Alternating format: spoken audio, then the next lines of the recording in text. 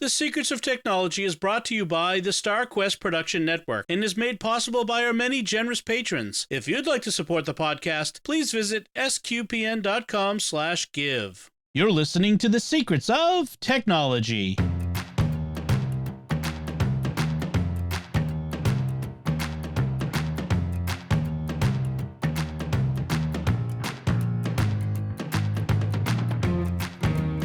Hi, I'm Dom Bettinelli, and you're listening to The Secrets of Technology, where we discuss the technology news that's important to you from a uniquely Catholic point of view. And joining me today on the panel are Joanne Mercier. Hey, Joanne. Hi, Dom. And Father Cory Sticha. Hey, Father Cory. How's it going? Folks, I want to tell you about another show on the StarQuest Network you are sure to enjoy called PrayStation Portable. That's right, PrayStation Portable. It's a daily prayer app that brings you the Catholic Church's Divine Office or Liturgy of the Hours on a daily basis. It's one of the oldest Catholic podcasts, prayer podcasts, or podcasts in general out there. It's over 15 years old now. Gosh, approaching 17 years old now. Check it out wherever fine podcasts are found or at sqpn.com/PSP. So it's a great podcast. It's a great way to pray the breviary when you're commuting, when you're on road trips. I use it when I'm on road trips to pray the breviary. So yeah, it's fantastic. Awesome. And it's like a fine wine. It just gets better with age. That's right. So before we get into our main topic today, Joanne, we usually have I have a tale of woe that I'm telling, one of my tech tales of woe. But this week we have Joanne's tale of woe. Joanne, what's going on? What's got you down? Wah, wah. Yeah, here we go, folks. And it was Dom who started this tale of woe for me. Well, yes. Because he sent me an article that said that one of the hyper chargers that I love so much was on a recall. Yeah. So I went and looked. And I found out, yes, it is. It's a voluntary recall. So this is for those of you who may own this. It's the stackable GAN 65-watt USBC charger. Okay. And I love this thing. I mean, I bought it as a Kickstarter and I really love it because of its pass through with the AC, or if you want to stack them. I've never had an opportunity to stack anything, but I use the pass through all the time. But apparently it sets itself on fire. That's always a bad thing.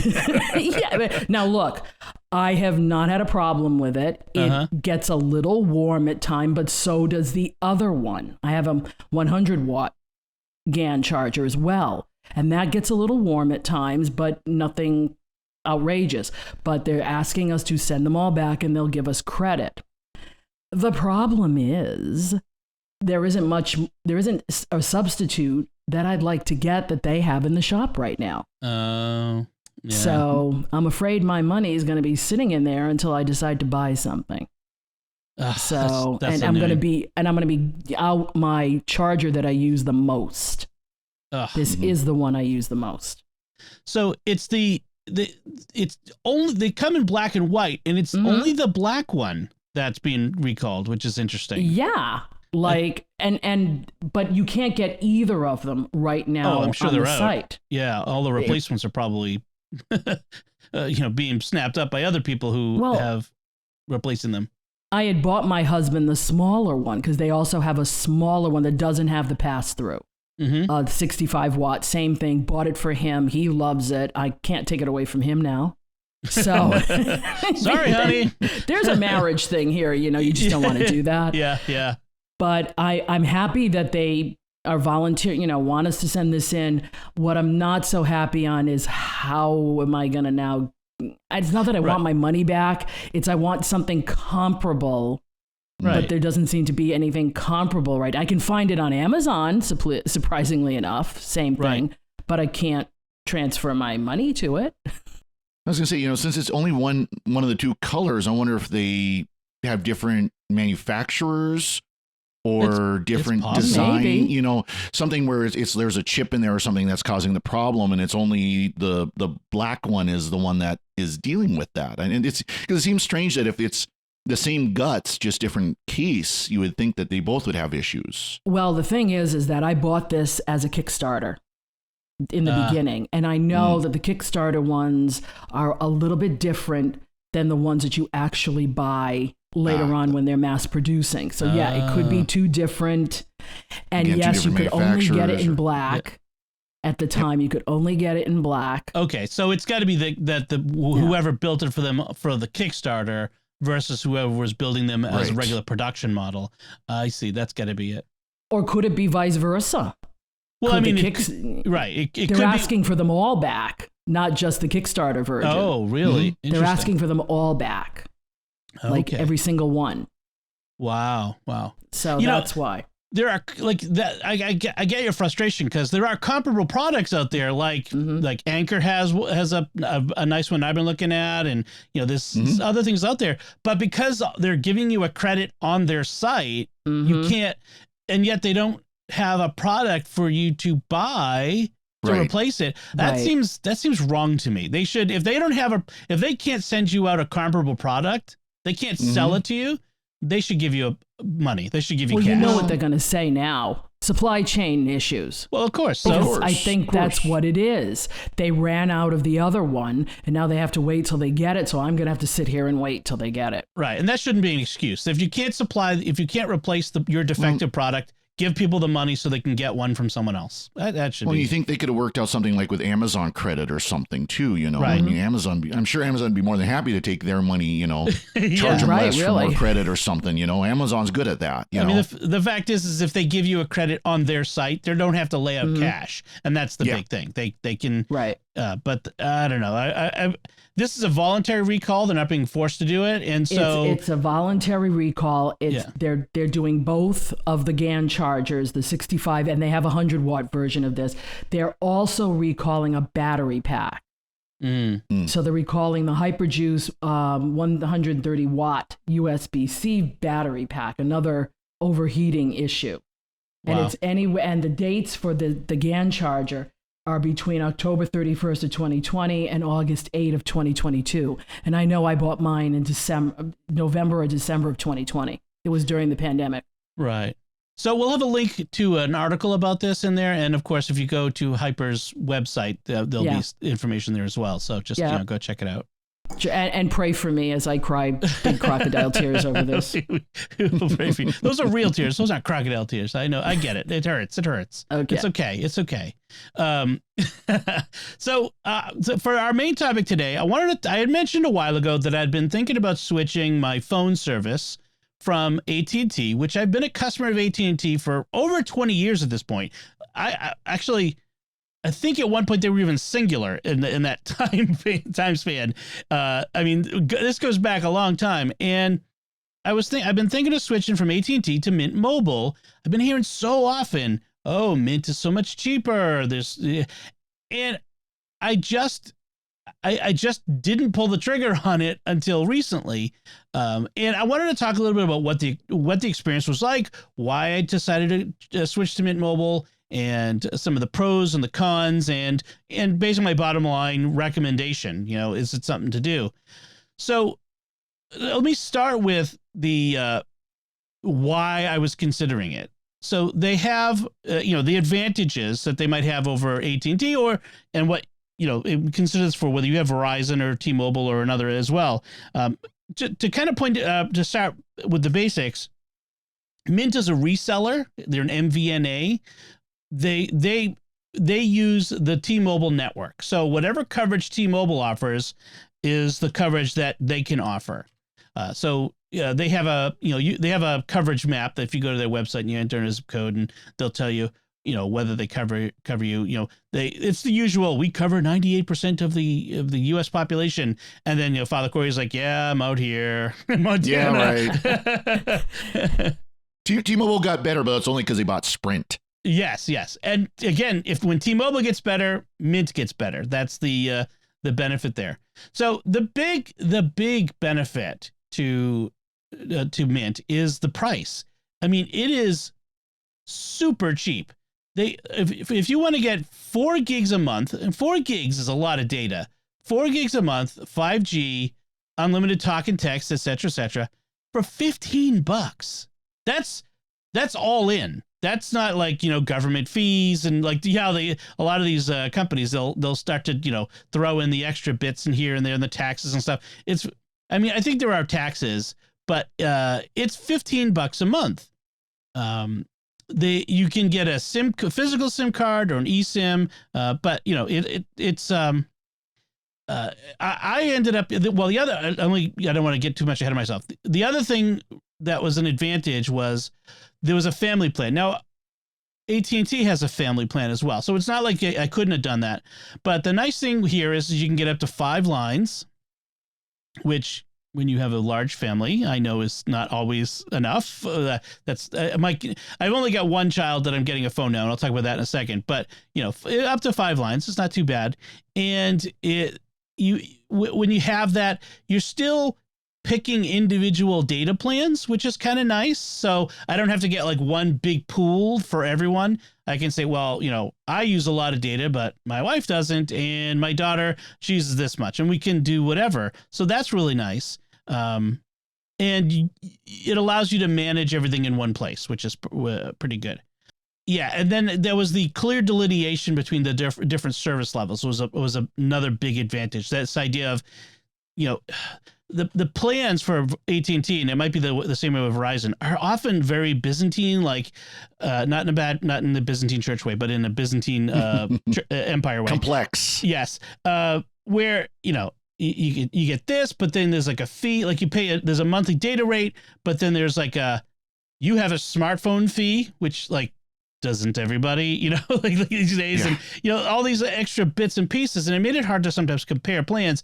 Their plans are very clear and simple, laid out. That was really nice. So the disadvantages compared to AT&T, and I mentioned the first one is network coverage. It's not as universal as AT&T or Verizon are, but as we mentioned, it's getting better. And really, what really matters is does it cover the places where you are? T-Mobile in the Boston area where I am is pretty good. It's in fact, I'll kind of spoilers a little bit. I get better service in my house than I did with AT&T. When we would, I'm often using the over the Wi-Fi calling thing, and but when the power goes out, AT&T, I couldn't get any bars. I'd have to like wander into the backyard and stand on the picnic table and hold the phone in the air, see if I can get a signal. But I have 2 bars throughout my house from TMobile, and so it works really well in that sense. So but you got to network coverage is an issue. You got to pay attention to. The other thing, and the reason why they can, I think the reason why they can charge so much less, you prepay, and you can prepay 3, 6, or 12 months at a time. And the more you pay, the more you prepay, the less expensive it is.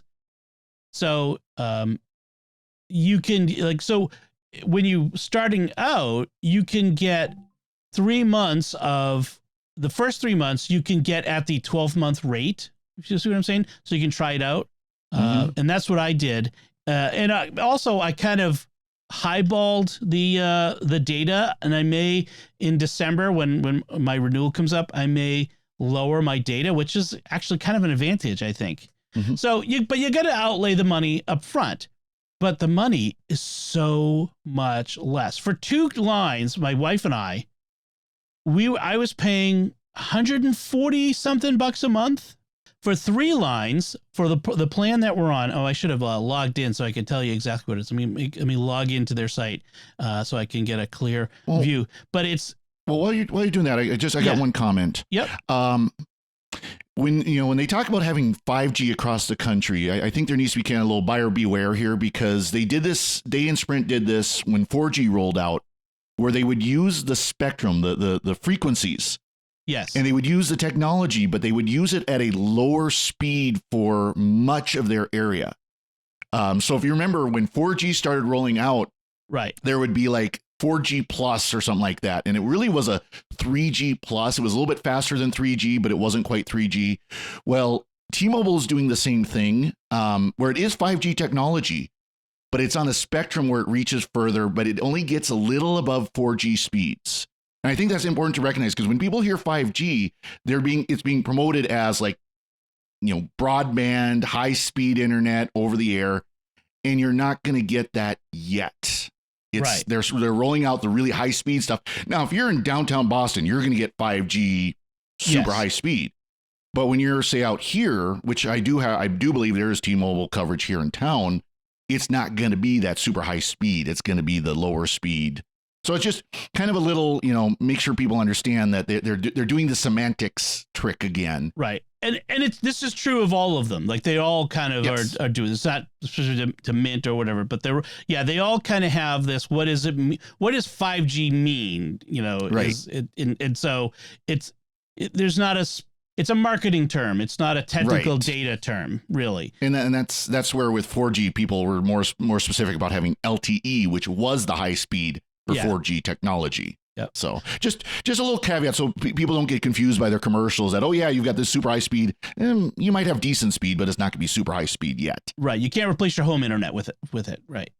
And my question, while we're shooting questions here, now I have T-Mobile. Yep. And something I understand about these piggyback companies is, since they're all running on the same frequencies, does that mean Mint Mobile customers get less of a chance online if everything else is clogged? Well, because I already have problems with T-Mobile in certain places with towers down that they haven't fixed yet. Well, no, I mean, it's I don't know exactly. I can't speak to exactly how the tower architecture works, but the tower, like there aren't always different towers for different companies. You know what I mean? So it's not that, all the Mint Mobile customers are going to come out and crowd out the T-Mobile customers. There is a ton of bandwidth available on these, a ton of channels. And but they, like a T-Mobile tower will also sometimes have AT&T and Verizon, roaming customers. It's just the way the whole thing works now, and vice versa.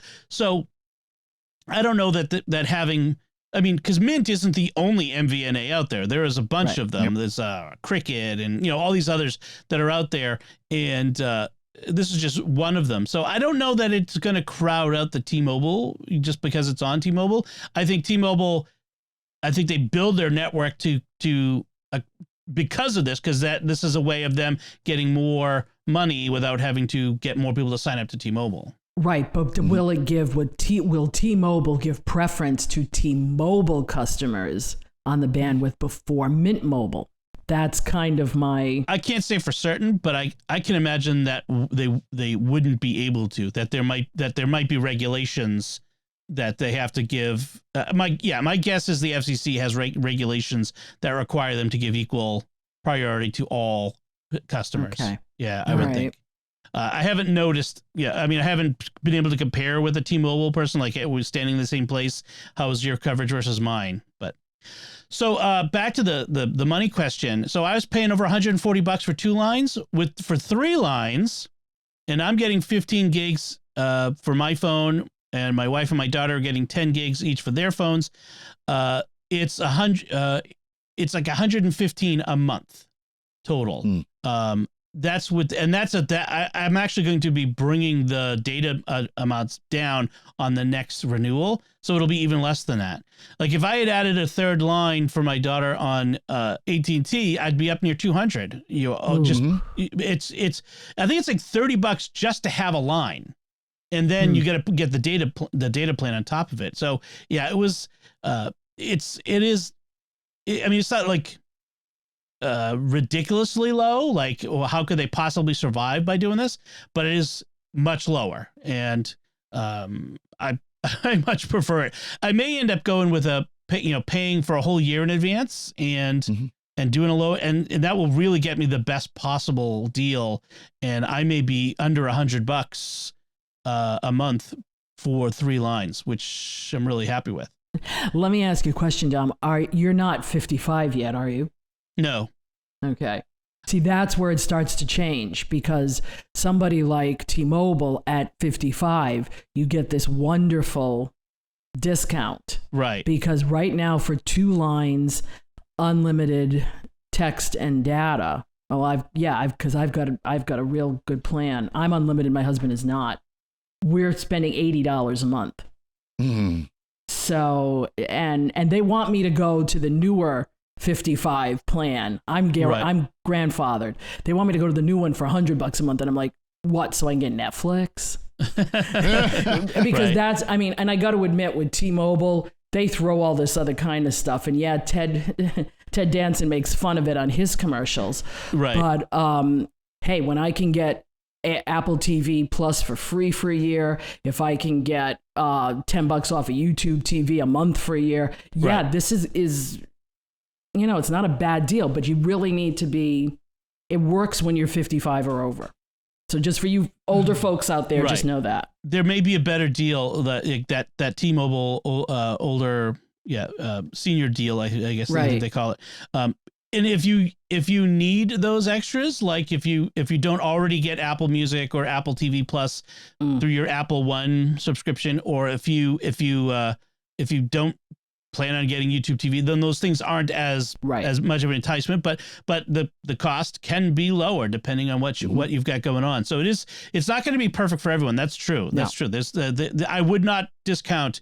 I don't mean discount, but I would not eliminate T-Mobile as an option or any of the others as an option without checking your specific circumstance. That's a good point. Right, but this sounds good for you. From what you're saying so far, this sounds like it's for a family like yours. This sounds like a great deal. Especially if you have multiple lines, 2 parents and kids, or, if my mom still was in a situation where she needed a phone, I would have done this for my mom before my kids were old enough to need a phone. So yeah, if it's especially good if you're a young single person, or if you're a family that needs more than 2 lines, definitely.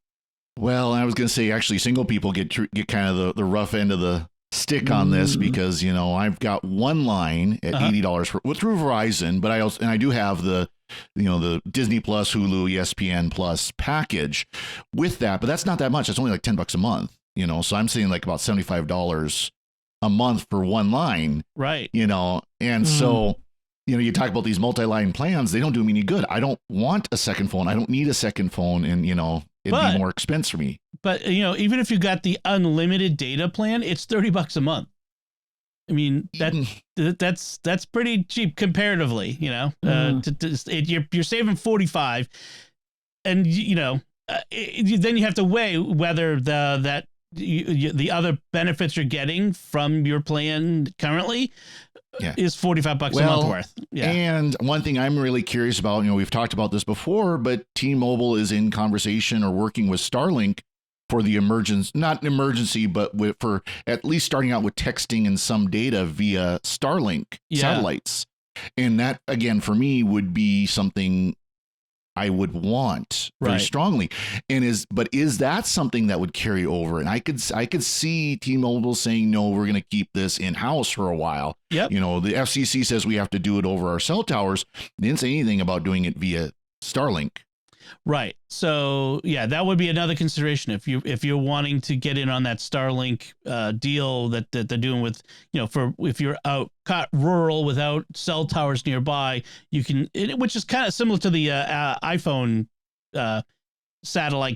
emergency satellite thing that they demonstrated. I wonder where Apple got the idea.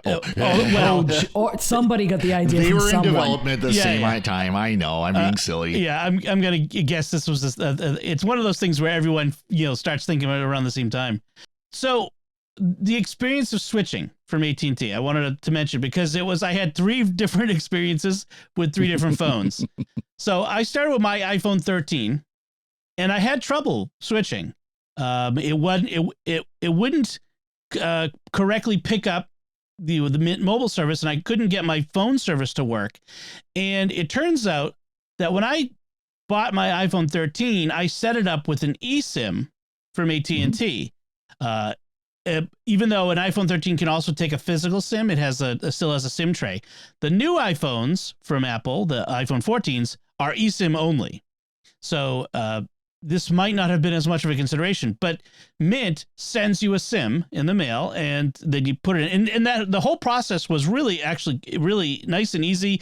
They have videos, helpful videos, and they have a nice, explanation and all that sort of stuff. And so I went through the process pretty good, but it wouldn't pick up. And so I was keeping my same number. Obviously, I've had this number for, again, 20 plus years. So the long story short is the old eSIM had to be purged from my phone, deleted from my phone before it would recognize the new SIM and give it priority. Unfortunately, the customer service person at Mint wasn't the one who solved it. I figured it out. She had me like delete your network settings and a couple of things. And I realized, wait, I have 2 SIMs listed here. Why are there 2 SIMs? And that's when I realized there was an eSIM that was interfering. So hopefully they'll update their customer service script to deal with that. But if you have a phone that currently has an eSIM, either it looks like now with Mint, when you're signing up, you can request an eSIM instead of a physical SIM. So either ask for the eSIM. In fact, I would probably just in general say get an eSIM and on a phone if you have a phone that can take it, because that's the future. We're getting away from the little SIMs. So either request the eSIM up front or make sure that you've purged, once you get the physical SIM and purge the old eSIM. What's old is new again, because USB phones, of course they were carrier locked, but they would just have the code that they would put in on their end to lock the phone to the carrier.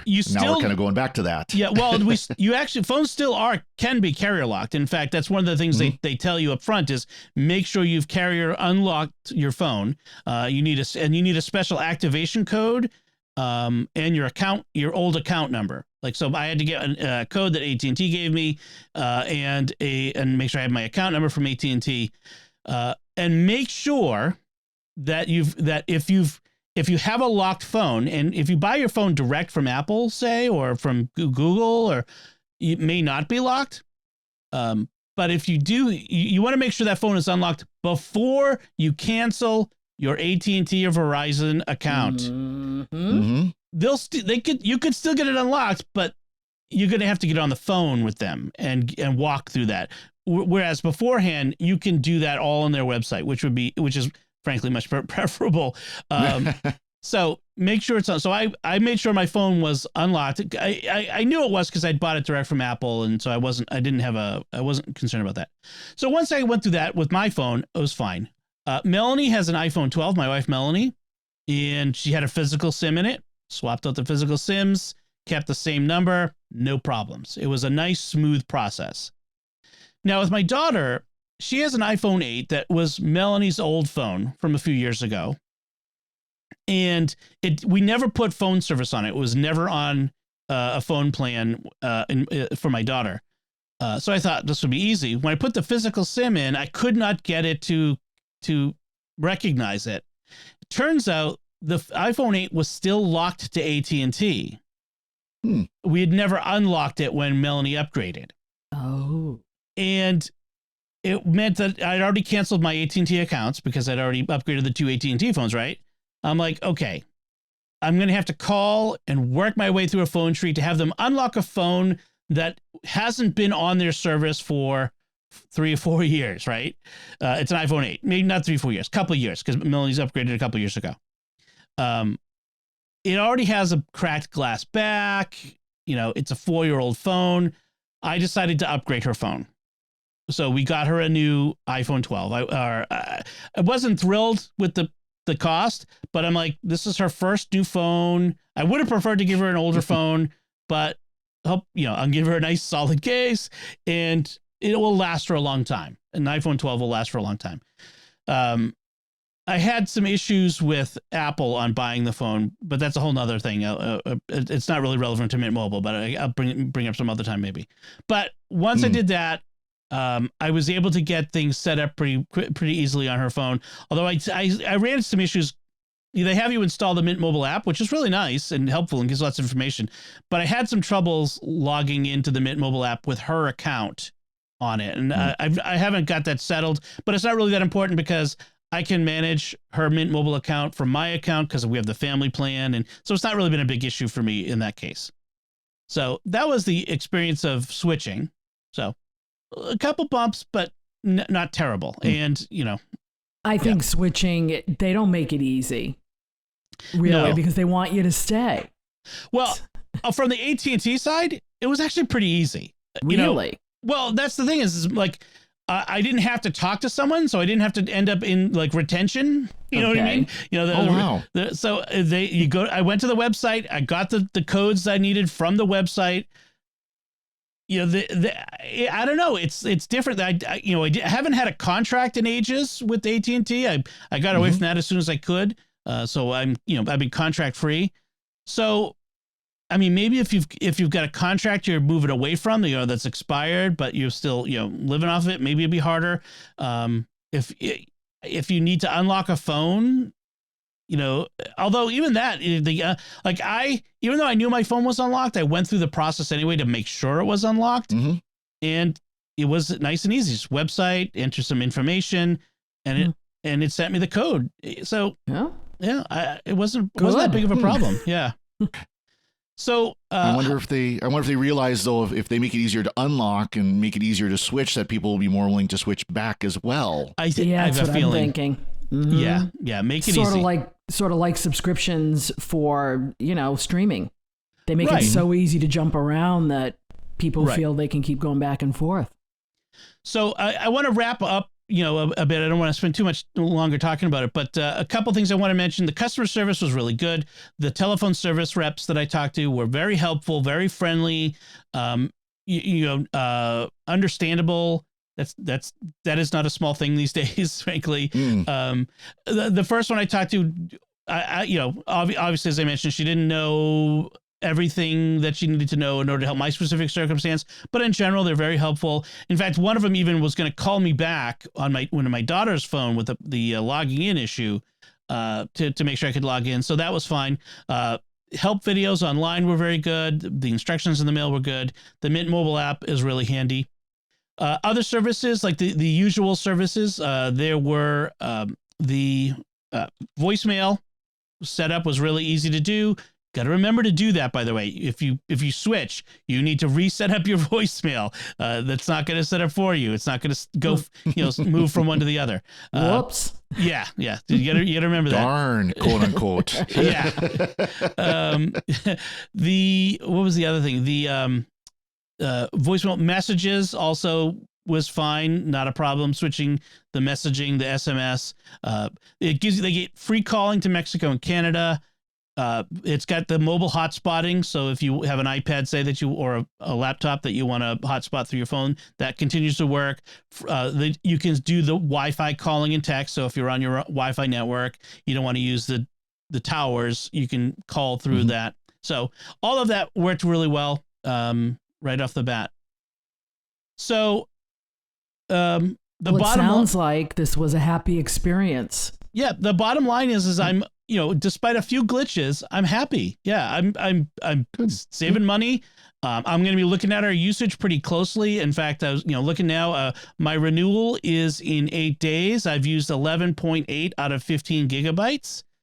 I may have to stick with the 15 gigabyte plan for mine. I'm going to need to, check out my, my wife and my daughter, see how theirs is going. But, yeah, in general, let me look at Melanie's data usage. Oh, I got a 404. Anyway. I hate when that happens. I'm gonna have to go back. Yeah, the website thing. Anyway, but I will make a comment on the phone thing. If that iPhone 8 wasn't cracked, Apple's product just keeps lasting and lasting, doesn't it? Oh yeah, I mean that. My kids, we've got a lot of like old phones that we've passed to them that they use mostly as iPod touches, basically. And we've had some iPhone 6s. They use them to listen to Audible audiobooks, to, do the Libby books that they can download from, the library, the public library, and that sort of thing. And, they can take photos and send messages to each other and that sort of thing. But they last forever. They've had iPhone 6s, iPhone 7s. They smartphones in general last forever. And really, it comes down to, if you bust it up into pieces, And is the battery actually have any battery life? And really, when it comes down to that was the other thing with her iPhone 8. The battery life was starting to fade a bit. So that was phones tend to do a little faster than like tablets, iPads, because they've got smaller batteries. Yeah, And we should have the full disclosure that this was sponsored by Dom paying Mint Mobile to use their service. However, if Mint Mobile would like to sponsor the secrets of technology, Dom would be glad to speak with them about that. Hey, and Ryan Reynolds, not hard to look at, let me tell you.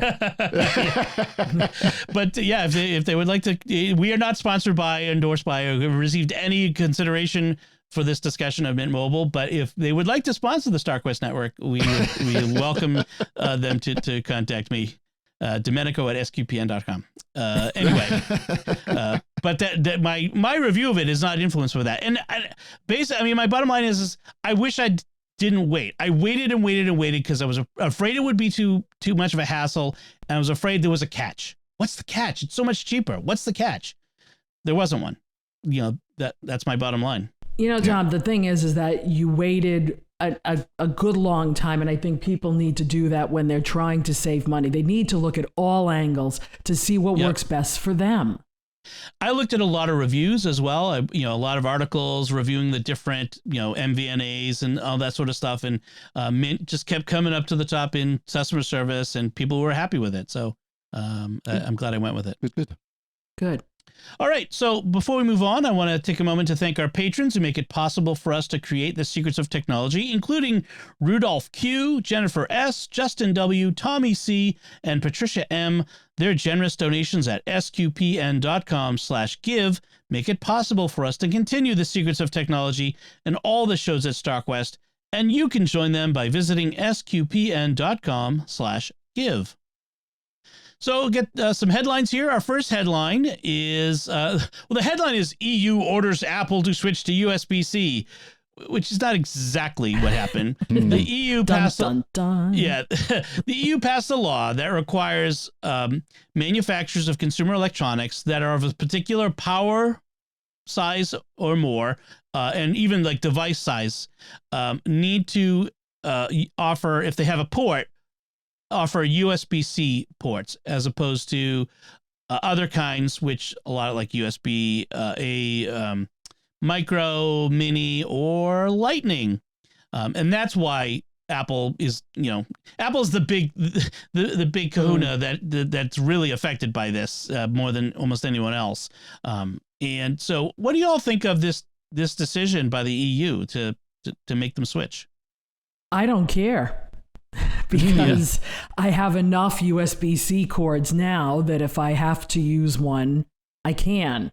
And I have a 13, so I went all in on the little snap charger, snap charger, and it works the best that I finally got rid of I had a Qi charger, and the stupid thing would not, I'd have to, every night I'd be standing there for about a minute and a half trying to get it in the right spot. Yes. This thing just snaps and goes. So, I think we have to have some sort of universality because, yes, we can have way too many cords. I know that already. But to me, you do it, don't do it. It's not going to, when they went from 30 pin to this, it was the same thing. Buy an adapter for a while until you get enough cords, and that's it. How about you, Father Cory?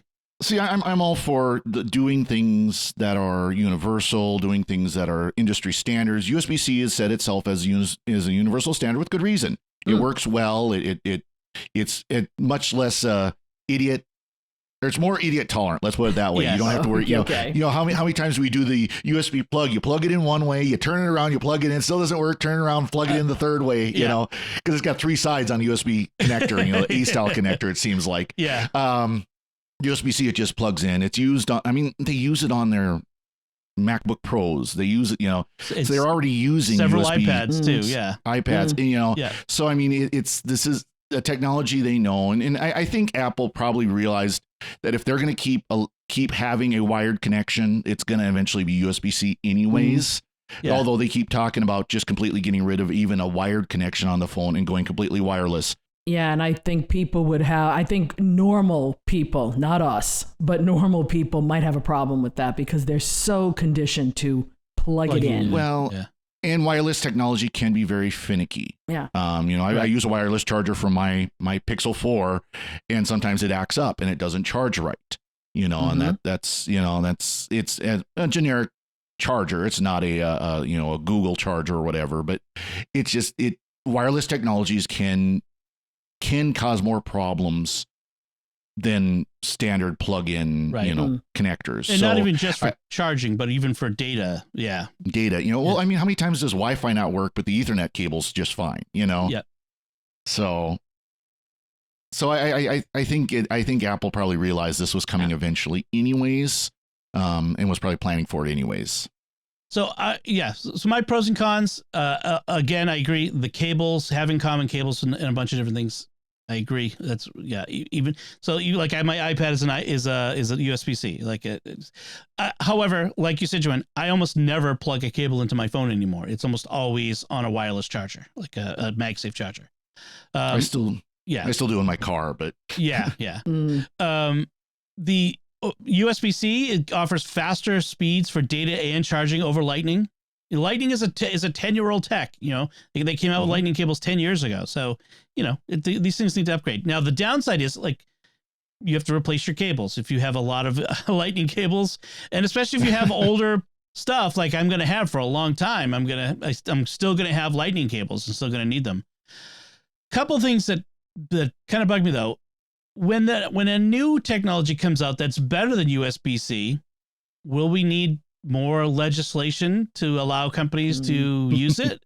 That the insertion of politics into tech progress, that worries me. I am a little concerned about that. Because then you get, big companies lobbying, and then are politicians really just picking the best tech, or are they playing favorites? And that whole aspect is concerning to me. So I'm worried about that.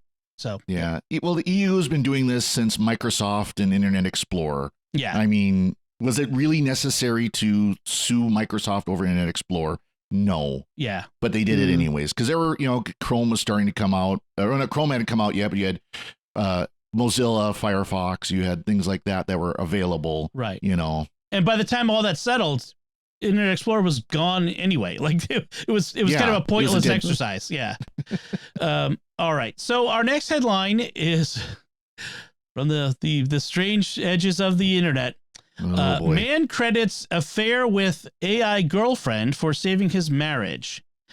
So what happened is this guy his marriage with his wife was going through a rocky period, and they were even talking about divorce. And, he, in the midst of it, I don't know, probably feeling lonely, downloaded this AI chatbot app called Replica, and, started chatting with it and fell in love and told it so, and it expressed its love for him. And the bottom line is he said the bot, as it responded to him and his needs and concerns, treated him with affection and care. And so he said, I want to treat my wife like Serena, the chatbot, had treated me, with unwavering love and support and care, all while expecting nothing in return. Which, that's how we should treat our spouses. That's for sure. But I don't know. I have questions. So let's start with the first one. Is this cheating? I've been married for 40 years, man. I've seen some and heard some odd things. I read this a long time ago, so this one wasn't new to me. Yeah. This is the oddest thing I've ever seen. I'm sorry. Go ahead, Father Cory. You could probably answer this better than me. There is a thing called emotional cheating, and this is definitely it. Yeah. It just like, oh, dude.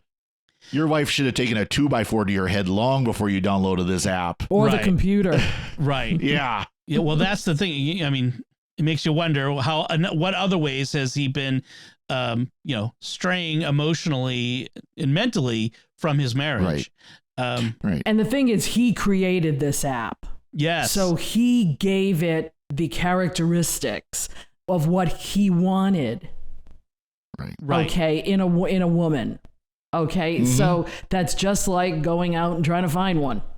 Well, in fact, there's a danger in creating a completely compliant companion, right? Like she has none of the quote unquote flaws of a real person. She has none of her own personalities or interests. All of her personality interests would be perfectly aligned. I think that's a dangerous thing for any of us in any circumstance, is to create like the perfect companion, because people aren't like that. That's not how people are. And what it does is objectify the other, you want other people in general. Yeah, that's right. what you're doing. You're not thinking of that person as a real person with real different thoughts and real different feelings, and they react differently. You want them to be in lockstep with what you want. And that's, no. Well, here's the line. There's two lines in here that really tell me about this guy. First one is, I want to treat my wife like Serena, the name he had given this AI, had treated me with unwavering love and support and care, all while expecting nothing in return. And then he says, it would crush her to know that I to turn to an AI because she hasn't been emotionally available.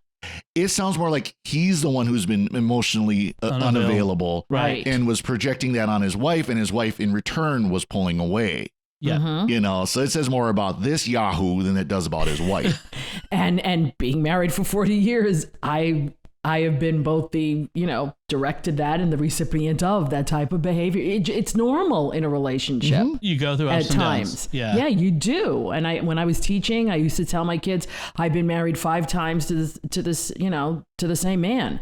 5 different, and at that point we were only married 25 years, so your relationships go through the ebbs and flows, the hills and valleys, and you got to try to stick it out and work it. And that's what love is. That's what it is. Yeah. That's what real love, unconditional love is.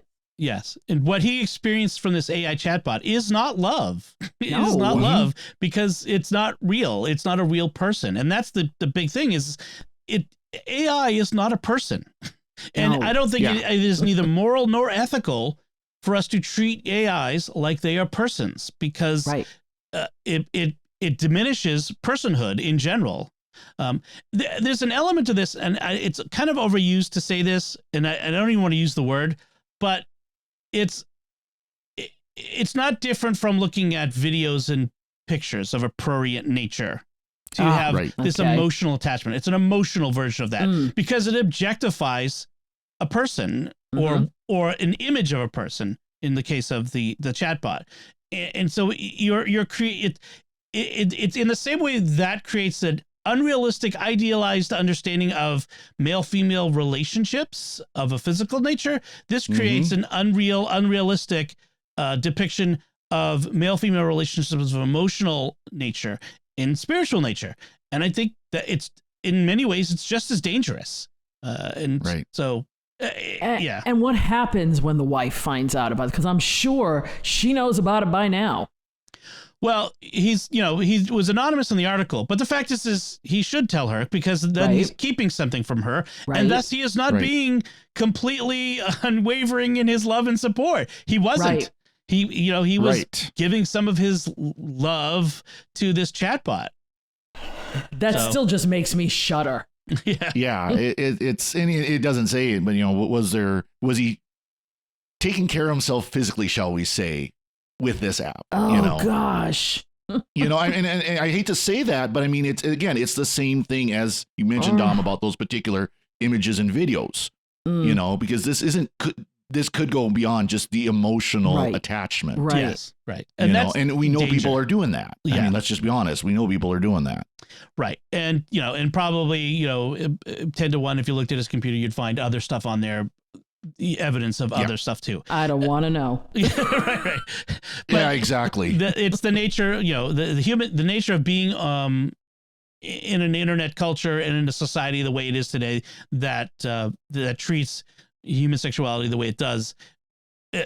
It's a sad commentary, but that's the thing. And married couples, we have a lot of obstacles and dangers and all kinds of stuff. And you gotta be wary of stuff. Like, even if it's not chatbot AI apps, it's, social media pulling you apart, or, addictions to, I don't know, Etsy or Pinterest, or, there's all these things out there, stumbling blocks that aren't just this sort of thing, but that technology can be a huge stumbling block in a relationship, pulling people away from each other. And so you have to be extra wary about things. Exactly. All right. From the sublime, enough of that yuck. From the sublime to the ridiculous. So this company has created this new microphone that it's a noise canceling micro. We've heard of headphones with active noise canceling. This is a noise canceling microphone so that you can use a microphone in private without other people hearing what you're saying. And I don't know, it's like the cone of silence from Get Smart or something. That looked less ridiculous. Yeah, that would look less ridiculous. Folks, you got to go to the link in our show notes and see this. Yes, because you have to see this. It's the muzzle microphone, and you wear it like a muzzle. It's this little box that you strap on over your face. And it looks like a feed bag. Looks like a mini feed bag. Yes, or like a high-tech COVID mask. I mean, it's when people are wearing this, they look like the Breen from Star Trek. Oh, yeah. There's another one. Yeah. Except for instead of one full helmet, it's two pieces. Right. Yeah. If you wear like the goggles, the VR goggles.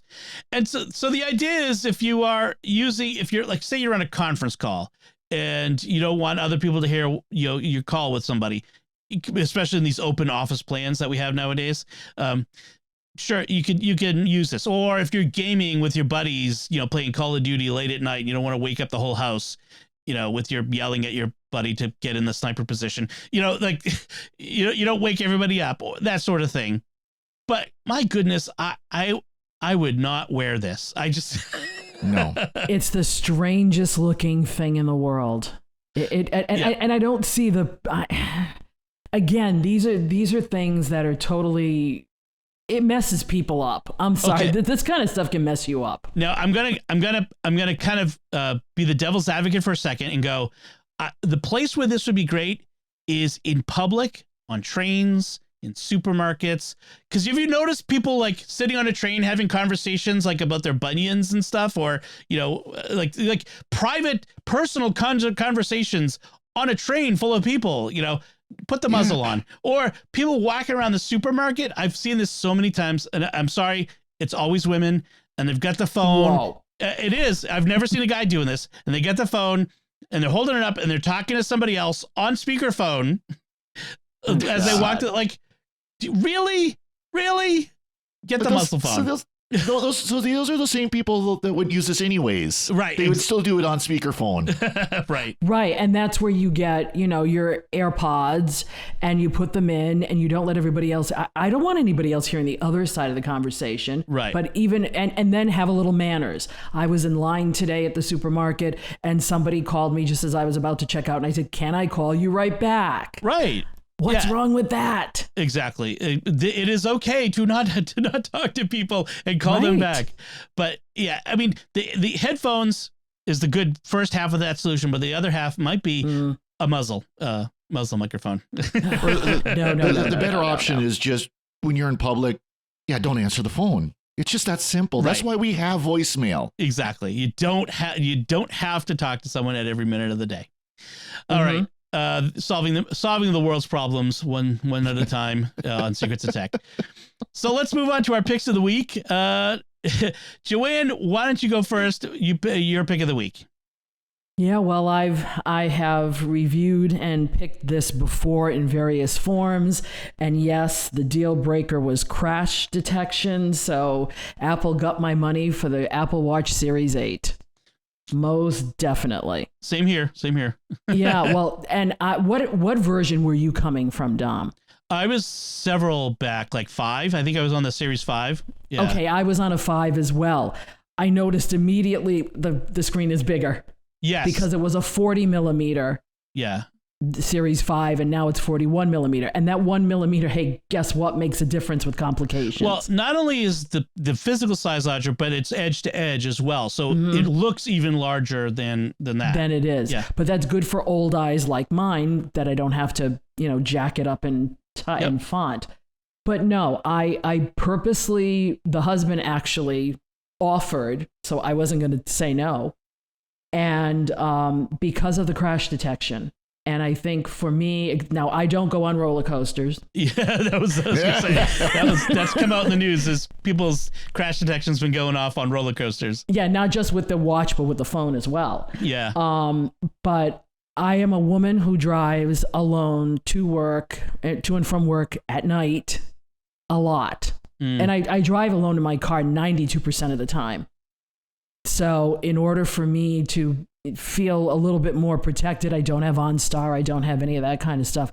This for me was the game changer, because it's like, okay, I have a halfway decent chance of somebody finding me if I'm on a back road, like I do going to and from work, then not.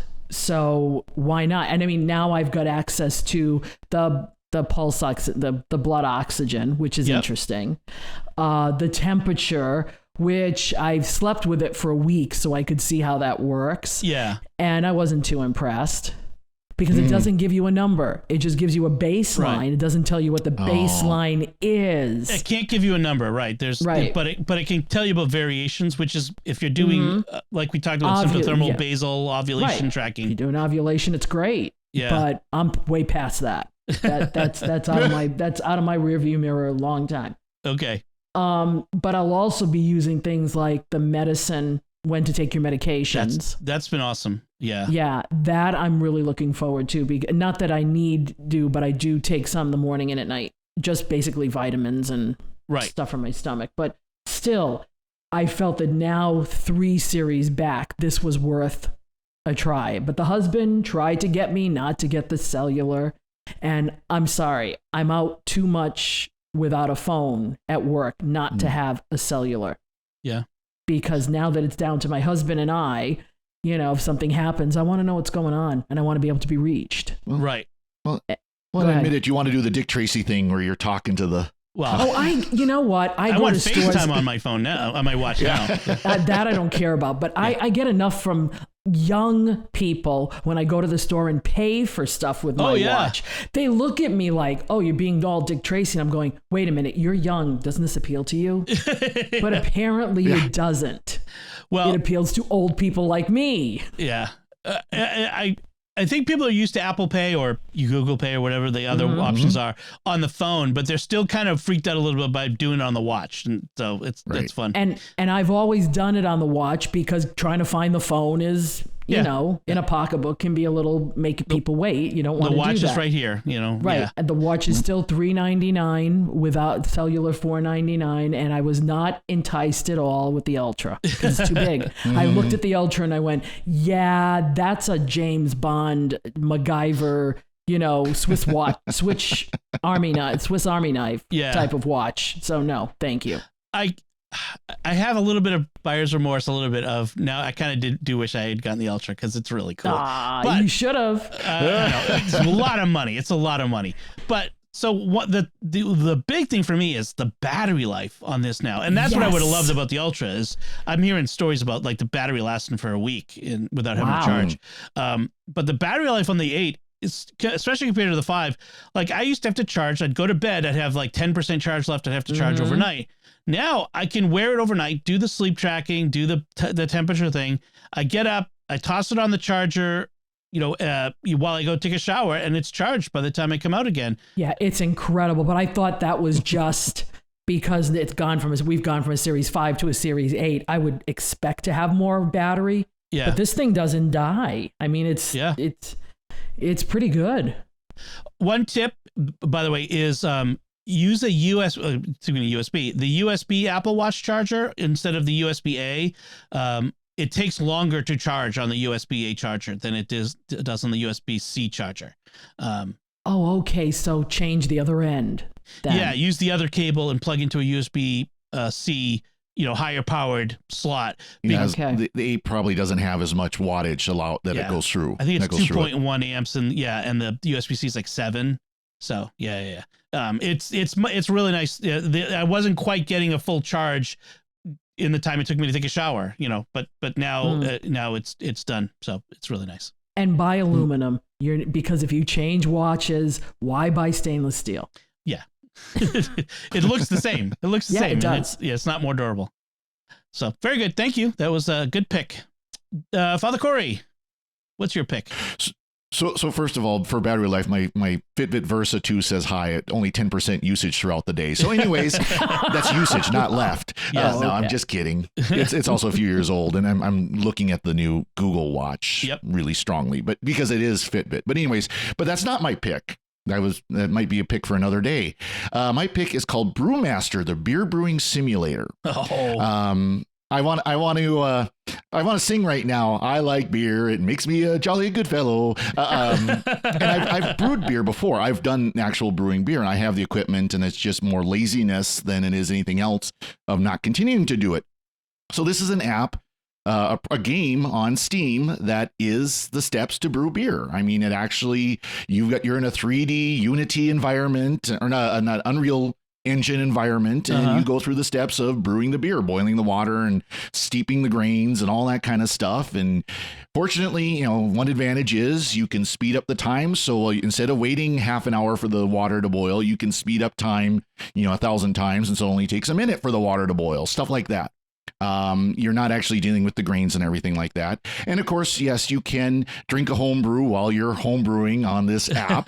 But the problem is you can't drink the actual production because it's all virtual. Yeah. But you go through the steps of brewing the beer, and you let it ferment and does everything, and then you can submit it to different tasks, different competitions, and stuff like that.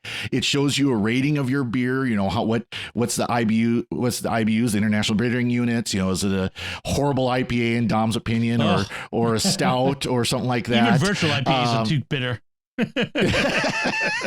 What's the color, what's the alcohol content, what's the tasting notes, all this stuff, so it simulates the actual effect of brewing beer, with everything that goes into it, and understand, different style. It tells you what style of beer you've produced and all this kind of stuff. It uses, different types of hops that are based off real world hops. There's some of them that are actual hops, and some of them are names that are similar because they're actually trademarked names, because the hops were produced by different companies, different farms, and so on. So it's a lot of fun. It's really, it's an interesting introduction to brewing beer. It's a little bit simplified. The cleaning is not as hard. Let's put it that way. Yeah. But it really does show the steps, and it's kind of fun because of course it makes a game out of it. You do different, there's a whole storyline, different steps, but you can also do a sandbox mode where you make your own recipes up. So, and you do your own thing, and it like I said, it uses the hops and the grains and everything that you put in it, and it tells you what you've produced using that. So it's a fun, it's worth checking out. It just came out recently, and I'm having a lot of fun with it. Can this actually teach somebody how to do this? I think it could get you to the point where you could. I would still say that after you kind of get comfortable with this, to go find. There's many videos out there on YouTube and so on that can kind of polish, but it like I said, it shows the basic steps. Right. Yeah. You could get an understanding of the home brewing process from it at least. Yeah. Yeah. And then, you start out with extract, which is basically the wort, for lack of better words, the barley tea that you start out with to make beer. This just cuts it down where it's extract. You pour it into water and it makes that for you, and then you boil it. I think you could do the extract steps in here and then do it at home very easily. Following the same, because with that, it's you bring it up to boiling, you put the extract in, and then you let it boil for how long and add the hops and all that. Same steps. Okay. Cool. A lot of fun. I still won't brew any IPAs with it. So it's Windows only. So just to mention that. And I will. It is Windows only, but it does run beautifully on Steam Proton on Linux. Oh, okay. So that's what I'm running it on, and it runs absolutely beautifully. Okay. It runs great. Excellent. So my pick of the week is a piece of hardware that I picked up a little while ago that I think in last spring that's been really nice. It's called the 12 South Hoverbar Duo for iPad. And what it is it's an iPad clamp and stand. So you like a lot of the clamps, you clamp your iPad into it, and it's pretty solid. It holds it pretty good. And it comes with two different ways of attaching it to things. There's a stand that allows you to, let's say, sit it on a flat surface, and it's balanced really nice so that you can move it around. It's got an articulated arm that can lift it up in the air or put it down low. And it's the base is really nicely balanced. It doesn't flop over. I no worries about my iPad falling on its face and destroying it on this. It's really nice. And it also comes with a couple different clamps, at least one clamp. I think there might be, I don't remember. They have a Generation 2, which has made some improvements, but there is a clamp that comes with it, and then you can clamp it to things. You can clamp it to the edge of a desk or table. If your kitchen cabinet, like a lot of kitchen cabinets underneath have a little lip underneath that you could clamp something to, you could put this in your kitchen to hold it so you can do recipes and that sort of thing. I have a different one in my kitchen that you put the iPad in. Having something like that to put an iPad or a phone in is it's a game changer for cooking with recipes and stuff. The Generation 2, the big improvement that I've noticed with it is that it has a way to unclip it from the base and move it to the clamp in another room. The Generation 1, you have to unscrew things and reattach things, and it was a lot less convenient to use the two different, like the clamp versus the base, whereas the Generation 2 makes that a lot easier, and you can move it around a lot easier. So, and it's $80. Oh, you're making me spend my money again. Yeah. And according to the questions and answers at the bottom, it will work on Mars. Is that what it says? But if you slip when you're tightening the screws, it may go into orbit. Okie dokie then. Don't lose your screws. Will this stand work on Mars? Interesting. Yeah. Kind of funny.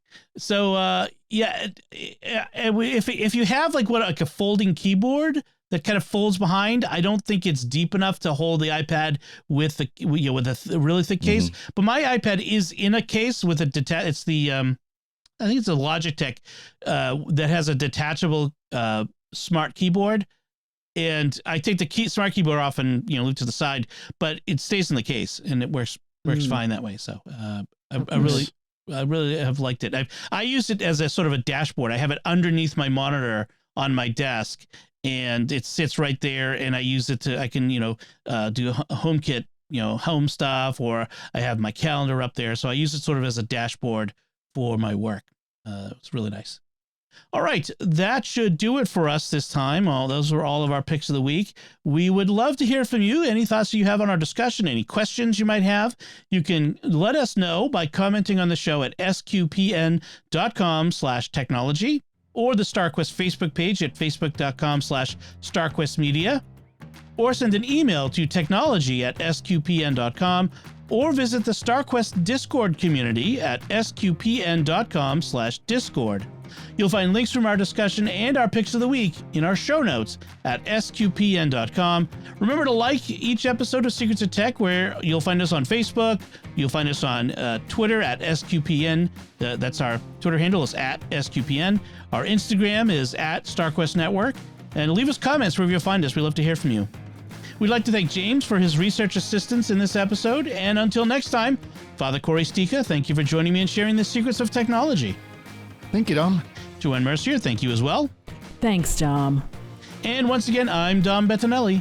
Thank you for listening to the Secrets of Technology on StarQuest.